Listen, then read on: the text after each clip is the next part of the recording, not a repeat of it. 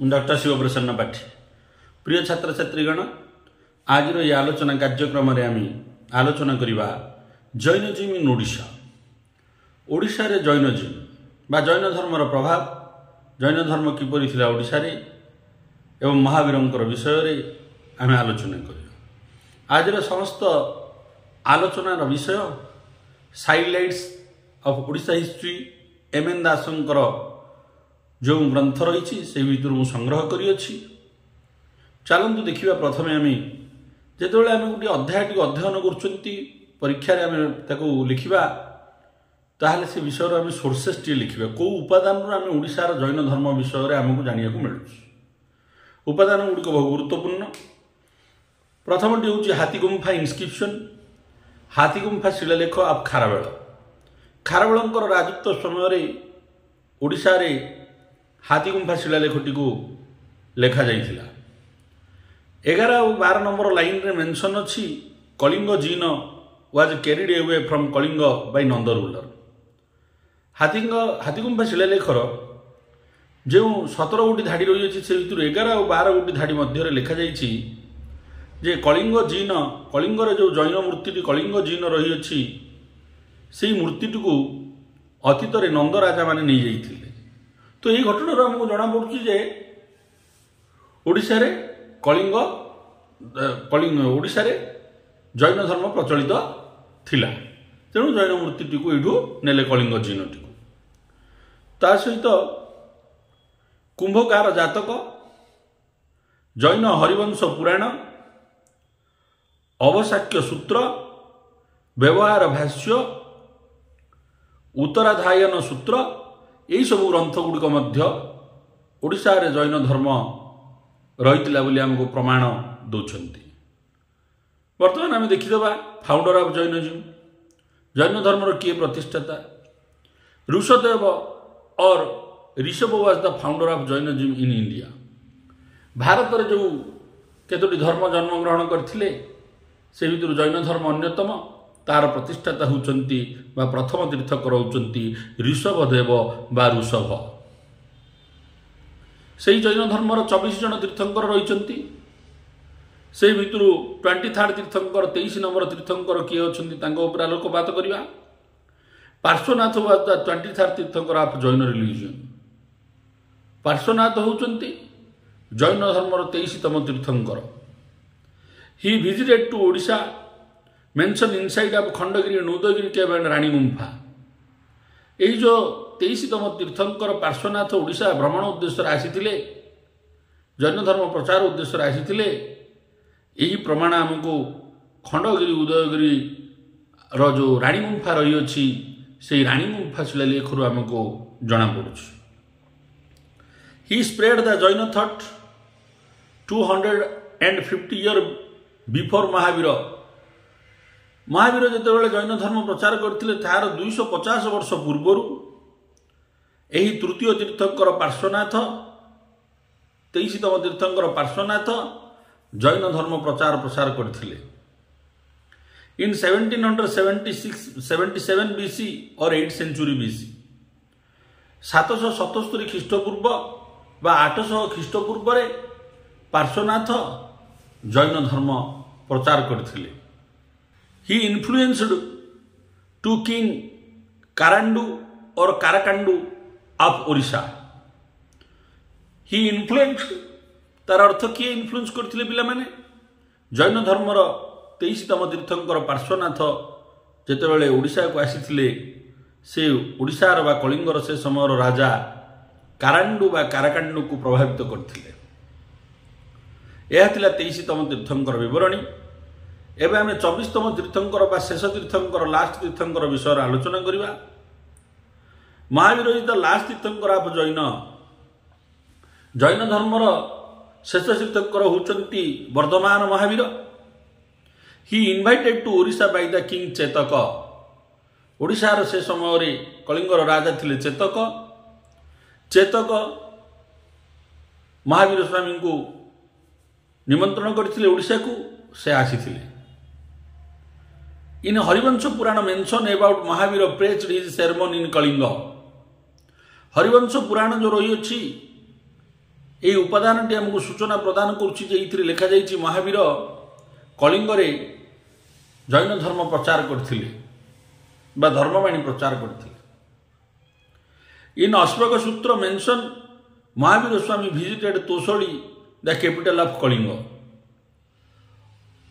ଆବଶ୍ୟକ ସୂତ୍ର ଏହି ଗ୍ରନ୍ଥରେ ବର୍ଣ୍ଣନା କରାଯାଇଛି ଯେ ମହାବୀର ସ୍ୱାମୀ ତୋଷଳୀକୁ ଆସିଥିଲେ, ଯେଉଁ ତୋଷଳୀ କି କଳିଙ୍ଗର ରାଜଧାନୀ ଥିଲା। In Vyavahara Bhashya mention about king Toshalika set Jain image in his state. ତୋଷଳୀର ସେ ସମୟରେ ଜଣେ ରାଜା ଆଉ ଜଣେ ଥିଲେ। ବ୍ୟବହାର ସୂତ୍ରରେ ଲେଖାଯାଇଛି, ବ୍ୟବହାର ଭାଷ୍ୟରେ ଲେଖାଯାଇଛି ଯେ ତୋଷଳିକ ରାଜା ଯେଉଁ ତୋଷଳୀରେ ରହିଥିଲେ ସେ ଜୈନ ମୂର୍ତ୍ତି ତାଙ୍କ ରାଜ୍ୟରେ ପ୍ରତିଷ୍ଠା କରିଥିଲେ। Hathigumpha inscription mention on 14th line about the Mahavira visited to Kalinga and praised Jainism from Kumari Parbat. ଖାରବେଳଙ୍କର ଶାସନ ସମୟରେ ଯେଉଁ ହାତୀଗୁମ୍ଫା ଶିଳାଲେଖଟି ଲେଖାଯାଇଛି ସେହି ଭିତରେ ସମ୍ପୂର୍ଣ୍ଣ 17 ଗୋଟି ଧାଡ଼ି ରହିଅଛି। ସେହି 17 ଗୋଟି ଧାଡ଼ି ମଧ୍ୟରୁ 14 ନମ୍ବର ଧାଡ଼ିରେ ବର୍ଣ୍ଣନା କରାଯାଇଛି ଯେ ମହାବୀର କଳିଙ୍ଗ ଆସିଥିଲେ ଏବଂ ସେ ତାଙ୍କର ଧର୍ମବାଣୀ ପ୍ରଚାର କରିଥିଲେ, କୁମାରୀ ପର୍ବତରେ ପ୍ରଚାର କରିଥିଲେ। ଉତ୍ତରାଧାୟନ ସୂତ୍ର କଳିଙ୍ଗ ଆଜ୍ ଏ ସେଣ୍ଟର ଅଫ୍ ଜୈନଜିମ୍। ଉତ୍ତରାଧାୟନ ସୂତ୍ରରେ ବର୍ଣ୍ଣନା କରାଯାଇଛି କଳିଙ୍ଗ ହେଉଛି ଜୈନ ଧର୍ମର ଗୋଟିଏ ମୁଖ୍ୟ କେନ୍ଦ୍ର। ଏହିସବୁ ପ୍ରମାଣ ରହିଅଛି ପିଲାମାନେ ଜୈନ ଧର୍ମ ଓଡ଼ିଶାରେ ଥିଲା ବୋଲି। ତାପରେ ଆମେ ଆଲୋଚନା କରିବା ଚେତକ ରାଜାଙ୍କ ବିଷୟରେ। ଯେଉଁ ଚେତକ ରାଜା ରହିଛନ୍ତି, he was Kshatriya king of Kalinga.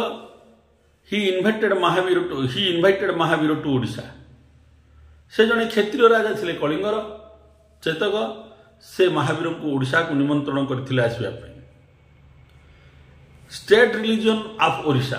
କେବେ ଜୈନ ଧର୍ମ ରାଜ୍ୟ ଧର୍ମରେ ଓଡ଼ିଶାର ପରିଣତ ହୋଇଥିଲା। In 4th and 5th century BC Jain religion was state religion. ଚତୁର୍ଥ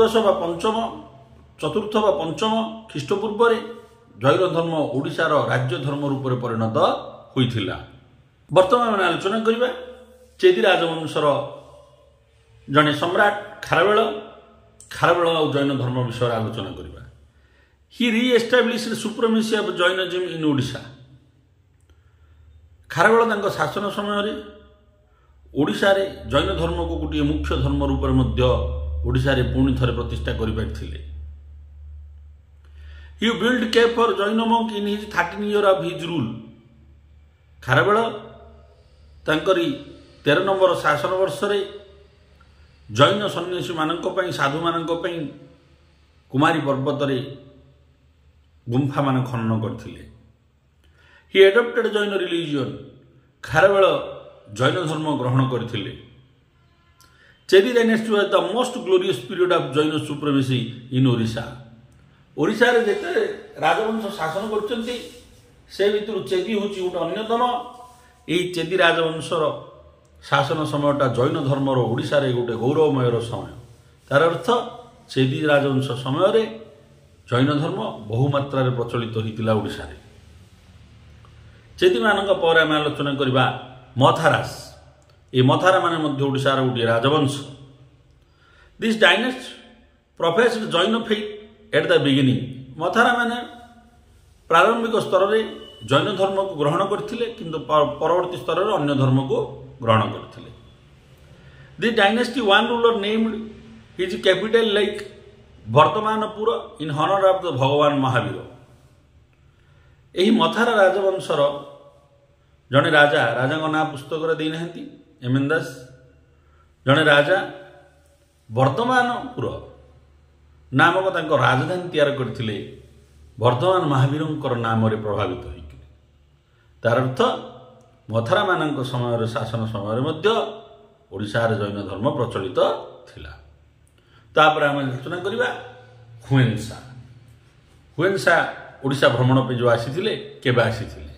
ହି କେମ୍ ଟୁ ଓଡ଼ିଶା ଇନ୍ 639 AD। ହୁଏନ୍ସା ଓଡ଼ିଶାକୁ ଭ୍ରମଣ କରିବା ପାଇଁ, ଓଡ଼ିଶାର ବୌଦ୍ଧ ସ୍ଥାନ ଗୁଡ଼ିକୁ ଭ୍ରମଣ କରିବା ପାଇଁ ଧର୍ମ ଅର୍ଜନ ଉଦ୍ଦେଶ୍ୟରେ 639 ଖ୍ରୀଷ୍ଟାବ୍ଦରେ ଓଡ଼ିଶାକୁ ଆସିଥିଲେ। And he it built during the time and he mentioned about the different religion of Orissa with Jaina religion.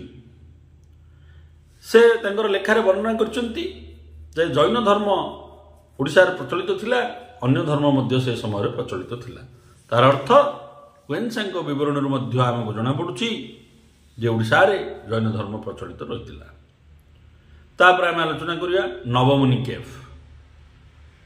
केव पिला माने होची गुंफा गोटिए जैन धर्म मानकर उद्देश्य इट इज द लास्ट केव इन ओडिशा जैन धर्म रे या होची शेष गुंफा खनन ओडिशा रे it build during the time of Somvanshi शासन समय रे एही नवमुनि गुंफा खनन करा जाइतिला जैन मंक मानव तार अर्थ सोमवंशी मानकर शासन समय पर्यंत ओडिशा रे जैन धर्म प्रचलित रहिथिबार प्रमाण आमକୁ मिलुଛି important Jain place in Odisha को स्थान रे जैन स्थान गुड़िक गुरुत्वपूर्ण स्थान गुड़िक ओडिशा रही अछि चरंपा इन भद्रक टाउन भद्रक सहर रे जो चरंपा अंचलटी रही अछि सेटा गोटे जैन मानकर गुरुत्वपूर्ण स्थान रही ओडिशा रे अयोध्या इन बालेश्वर डिस्ट्रिक्ट बालेश्वर रे जो अयोध्या बोली जिल्ला रे जो अयोध्या बनक नाम स्थान रही अछि से मध्य जैन मानकर गोटे गुरुत्वपूर्ण स्थान रही एवं Khiching in the district of Mayurbhanj खिचिंगटा बहु गुरुत्वपूर्ण पिला माने अनेक थर परीक्षा आसुची शॉर्ट क्वेश्चन रे आसुची खिचिंग खाली भी देई थाए खिचिंगरा जो मयूरभंज जिल्ला रही अछि खिचिंगरा से खिचिंग मध्य गोटे गुरुत्वपूर्ण थिला जैन धर्म तो पिला माने आज जहाँ आम आलोचना कले ओडिशार जैन धर्म महावीरंकर आगमन एवं केउथुरु आमको प्रमाण मिलुछि कौ बरण कौ राजवंश समय जैन धर्म मध्य बहुमात्रा प्रचलित थिला गुरुत्वपूर्ण स्थान गुड़िक मैं आशा करुच्ची मोर ए आलोचना आपण मानकर आगामी युक्त 3 परीक्षा सहायक हो वीडियो को लाइक करंतु चैनल को सब्सक्राइब करंतु एवं समस्त छात्र छात्री गण शेयर करंतु वंदे उत्कल जननी।